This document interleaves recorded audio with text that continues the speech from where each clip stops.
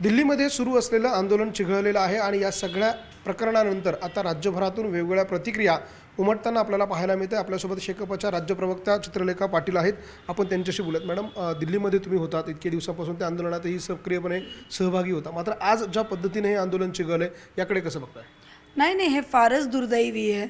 एक शास्त्रज्ञ या देशाचा एक एन्व्हायरमेंटलिस्ट, एज्युकेशनलिस्ट 20 दिवस जेवत नाहीत आणि मग ज्या पद्धतीने त्यांना चादरींमधनं घेऊन जातात, हे सगळंच लोकशाहीचा एक कुठेतरी मर्डर होताना आपल्याला दिसतो। सुरुवातीपासूनच शेका पक्ष हा विद्यार्थ्यांच्या पाठीशी ठामपणे उभा आहे आणि आज ज्या पद्धतीने साध्या साध्या विद्यार्थ्यांवर लाठीचार्ज करतात त्याचा आम्ही तीव्र निषेध करतो आणि त्याच्यासाठी त्या विद्यार्थ्यांच्या पाठीशी आम्ही उभे राहणार, आंदोलन करणार आणि या सरकारला प्रश्न विचारणार। आज ज्या पद्धतीने लाठीचार्ज झाला यामागे हे सरकारचं षडयंत्र होतं असं आपल्याला वाटतं का? 100% सरकारचं षडयंत्र होतं। चूक कोणाची आहे? नीट पेपर फुटणं चूक कोणाची आहे? ही चूक सरकारची आहे।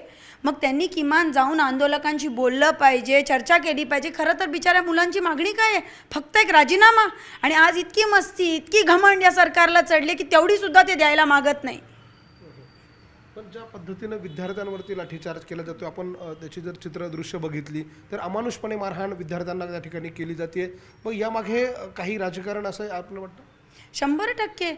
आज मला सांगा, सरकार त्यांचं, सरकारी यंत्रणा त्यांची, ती बिचारी मुलं 10 वेळा दिपके सांगतात की आपल्याला ही शांतपूर्व प्रोसेस न्यायची आहे। ते गांधींचं नाव घेतात, ते आंबेडकरांचं नाव घेऊन ही प्रोटेस्ट करतात। मग अशा वेळी काय अधिकाराने तुम्ही विद्यार्थ्यांना लाठीचार्ज करता? हे अतिशय चुकीचं आहे। ही या देशात हुकुमशाही, डिक्टेटरशिप आलेली आहे, हिटलरशाही या देशात आलेली आहे आणि याचा आम्ही तीव्र निषेध करतो। हे आंदोलन नेमकं चिघळलं का? कुणामुळे चिघळलं असं आपल्याला वाटतं?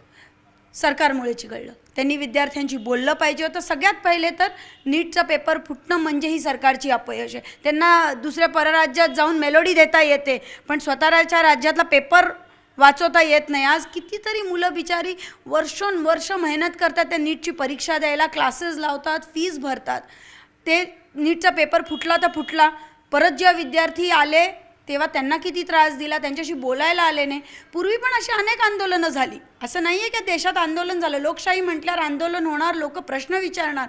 जेव्हा एक इंडियन प्रश्न विचारतो तो भारतासाठीच विचारतो, तो काय पाकिस्तानी किंवा चीनचा एजंट होत नाहीत।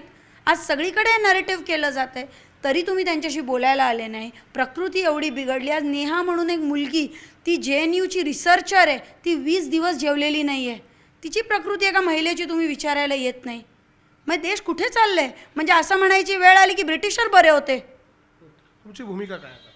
नाही, आम्ही याचा तीव्र निषेध करतो आणि आम्ही त्या विद्यार्थ्यांच्या पाठीशी ठाम उभे राहणार आहे। आणि शेका पक्ष तुम्हाला माहिती आहे की रस्त्यावर उतरून काम करणारा पक्ष आहे आणि आम्ही प्रशासनाला, सरकारला याचा जाब विचारणार आणि नक्कीच पुढच्या निवडणुकांमध्ये हीच मुलं या सरकारला इथून हटवल्याशिवाय राहणार नाहीत। याच्या पडसाद महाराष्ट्रात उमटतील असं वाटतं? 100% महाराष्ट्रात उमटतील, कारण की तो एक मराठी मुलगा आहे, तो आपला मुलगा आहे, आपल्या मातीतला मुलगा आहे। आणि या मातीने कायमच दाखवलं आहे, शाहू फुले, आंबेडकर असतील, सावित्रीबाई फुले असतील, प्रत्येकाने या देशात क्रांतीची ज्योत लावलेली आहे आणि हा मुलगासुद्धा ती क्रांतीची ज्योत लावेल आणि जो बदल युवकांना अपेक्षित आहे तो निश्चितपणे करेल।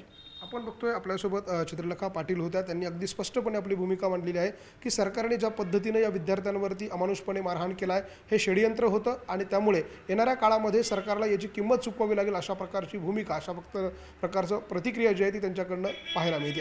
व्हिडिओ जर्नलिस्ट हेमंत बागुलसह लक्ष्मण घाटोळ, न्यूज 18 मराठी, नाशिक।